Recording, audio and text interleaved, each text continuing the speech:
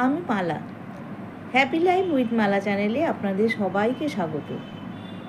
একটি নদী আর একটি পাথরের গল্প করি।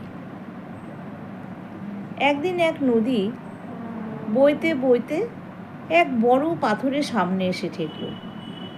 নদী পাথর দিকে বলল যে, সরে যাও, আমাকে জায়গা দাও। কিন্তু পাথরটি তখন খুব হাসলো। পাথর বলল যে, আমি এত বড় একটা পাথর, তুমি বইবে কি করে? তোমাকে এখানেই থাকতে হবে, তুমি আর বইতে পারবে না। কিন্তু নদী তো হাল ছাড়ে না। নদী তখন কিচ্ছু বলল না, কারণ সে জানে এত বড় পাথরকে সে কখনোই সরাতে পারবে না। তাই সে খুব ধীরে টপ টপ করে সেই পাথরের গা বেয়ে সে বইতে লাগলো। এভাবে বইতে বইতে 1 বছর পর সেই পাথরের গায়ে একটি দাগ দেখা দিল। আবার 5 বছর পর সে পাথরে একটি গর্ত হলো। আর ঠিক 20 বছর পর সেই পাথরটা ভেঙে 2 টুকরো হয়ে গেল। তখন নদী পাথরকে বলল, দেখো, তুমি বলেছিলে না তোমাকে আমি সরাতে পারবে না? আমিও ভেবেছিলাম তোমাকে হয়তো সরাতে পারবো না, কিন্তু আমি হাল ছাড়িনি। দেখো, আমি তোমার গা বেয়ে টপ টপ করে বয়ে চলেছি।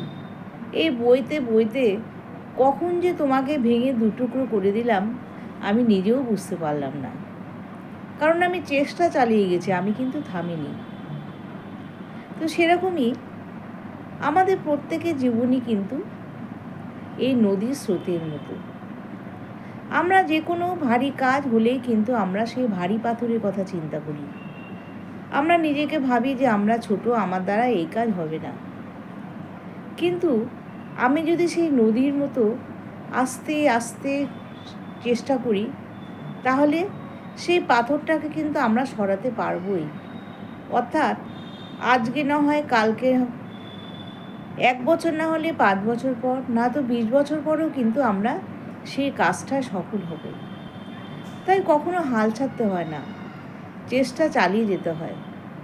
আজকে যদি নদীটি না বইতো, হাল ছেড়ে দিত, তাহলে কিন্তু সে পাথরটাকে কখনোই ভাঙতে পারত না।